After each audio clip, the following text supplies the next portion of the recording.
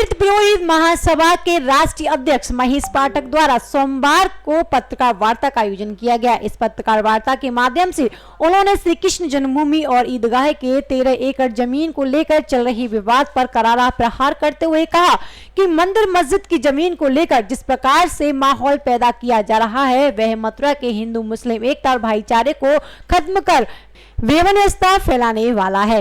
यदि आक्रांताओं द्वारा मंदिर को नष्ट कर अन्य इमारतों का निर्माण किया गया तो मोदी सरकार को उन सभी स्थानों को उन्हें उसी रूप में लाने के लिए एक अध्यादेश जारी करना चाहिए। वहीं उन्होंने मथुरा के श्री कृष्ण जन्मभूमि मुद्दे को लेकर कहा कि इस मामले में न्यायालय द्वारा सुनवाई की जा रही है। न्यायालय का आदेश ही सर्वोच्च है, लेकिन इसको लेकर की जा रही अनगढ़ बयानबाजी युवाओं को भ्रमित कर रही है, जो भविष्य के लिए ठीक नहीं है। आज की प्रेस वार्ता का ये उद्देश्य है कि जब ये जन्मभूमि का विवाद यहाँ पर मथुरा में उठा तो हमने सबसे पहले एक प्रेस कॉन्फ्रेंस की और हमने अपना ये एप्रीहेंशन, अपनी आशंका जताई कि राम जन्मभूमि मुद्दा सॉल्व होने के बाद में ये मथुरा की फिजा और काशी की फिजा बिगाड़ने को ये मुद्दा उठाया जा रहा है।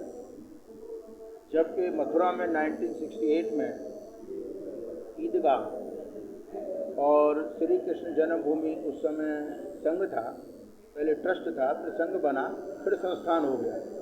तो संघ ने उनके साथ एक एग्रीमेंट किया और 68 और आज 2022 50 साल तक किसी ने नहीं कहा कि एग्रीमेंट गलत है और मथुरा में एक अमन शांति बनी हुई है। तो हम ये नहीं चाहते हैं कि जो मथुरा में एक अमन शांति है वो खराब हो, यहाँ पर कर्फ्यू लगे। हम लोग तीर्थ पुरोहित हैं, तो तीर्थ यात्री जब आता है तभी तीर्थ पुरोहित की जीविका चलती है और तीर्थ पुरोहित की नहीं। अगर मथुरा में लाखों यात्री आते हैं तो दुकानदार है, चाहे रिक्शा वाला है, चाहे होटल वाला है, सबकी रोजी रोटी चलती है।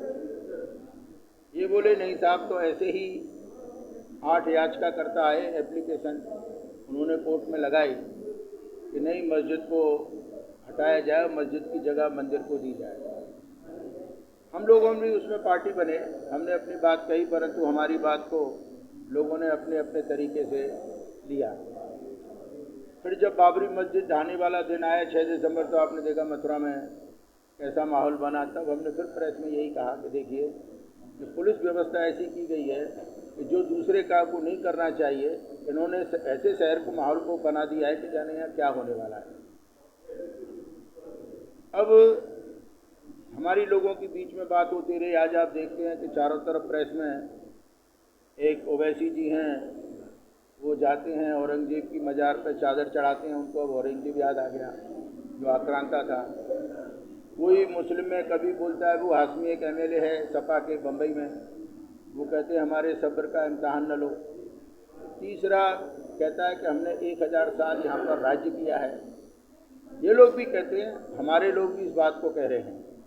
परंतु मथुरा में मेरे काफ़ी लोगों से बात हुई, उन्होंने कहा पाठक जी एक बात बताइए, जब हमारा 1968 में एग्रीमेंट हुआ और अगर ये कहते हैं जिससे हमारा एग्रीमेंट हुआ वो लीगल नहीं है, मतलब वो लोग ऑथराइज नहीं है, तो ये बताइए उन पर ट्रस्ट ने क्या एक्शन लिया। वही लोग आपके ट्रस्ट के साथ हैं, वही लोग संघ के साथ हैं।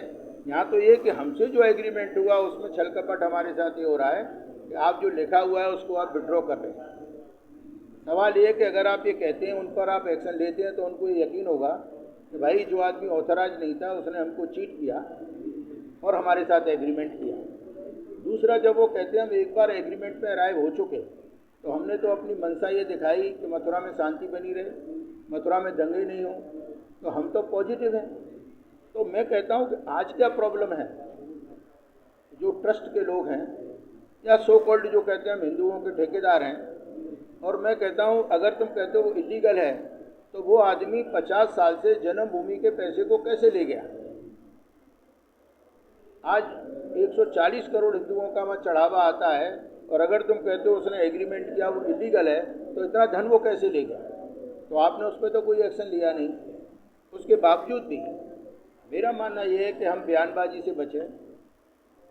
होता है कोर्ट के द्वारा, आज राम जन्मभूमि भी बन रही है, तो सुप्रीम कोर्ट के ऑर्डर के द्वारा, आज ज्ञानव्यापी में भी सर्वे हो रहा है तो कोर्ट के द्वारा हो रहा है। तो होना तो कोर्ट के द्वारा ही है। आज यहाँ पर भी 10-10 एप्लीकेशन फाइल हो चुकी हैं। 4 महीने का ऑर्डर हाई कोर्ट से आ चुका है। तो हम लोग बयानबाजी क्यों दें? क्योंकि मैंने बहुत से एप्लीकेशन करने वालों को देखा है कि उनकी रिट भी पेंडिंग है, परंतु वो साधु संतों में बैठ के कभी गिराने की, कभी तोड़ने की। तो ऐसे ही चाहे मुस्लिम पक्ष हो चाहे वो हिंदू पक्ष हो, तो मेरी सबसे एक ही अपील है कि आप ये बयानबाजी को बंद करें। और ट्रस्ट से मेरा ये कहना है कि जब एक बार आप एंट्री कर चुके 68 में, अब दोबारा से ट्राई करो। हो सकता है कि आपका कोई एमिकेबली रास्ता निकल आए, और अगर एमिकेबल रास्ता नहीं निकलता है किसी कारण से, तो आप कोर्ट पर विश्वास करो। तो जो कोर्ट का निर्णय होगा वो सबको सर्वमान्य होगा। परंतु हम अगर बयानबाजी करेंगे, हम देश के माहौल को ख़राब करेंगे। आज हमको उन्नति की तरफ बढ़ना है। हम रोजगारी की बात नहीं करते, डेवलपमेंट की बात नहीं करते, हम सिर्फ एक मंदिर मस्जिद इशू को लेकर चल रहे हैं। दूसरा मेरा कहना ये है कि जब चारों तरफ ये लोग बोलते हैं, अगर सरकार की ये मंशा है कि नहीं, आक्रांताओं ने जितने भी मंदिर तोड़े या उसकी जगह जितनी मस्जिद बनाई, हमको तो उनको कन्वर्ट करना है, तो वो एक अध्यादेश लाएं और कह दें कि भाई 1947 से पहले जितने आक्रांता आए, उन्होंने जिसको तोड़ा, ये हम अध्यादेश पास करते हैं। पार्लियामेंट में वही आपकी पावर है, तो देश की भी जनता समझ लेगी 140 करोड़ के देश में ये होना है, तो उसको कन्वर्ट कर दें। हम पीसमील बेसिस पर क्यों चलते हैं? तो जो भी डिसीजन हो वो क्लियर हो और एकदम ट्रांसपेरेंट हो, जिससे जनता ये समझ ले कि भाई ये सरकार का निर्देश है, ये होना है, और या फिर तुम कोर्ट पर विश्वास करो। तो मैं सोचता हूँ कि जो एमिकेबली हो सकता है उसको हम संघर्ष के रास्ते को न पकड़ें, ये देश हित में।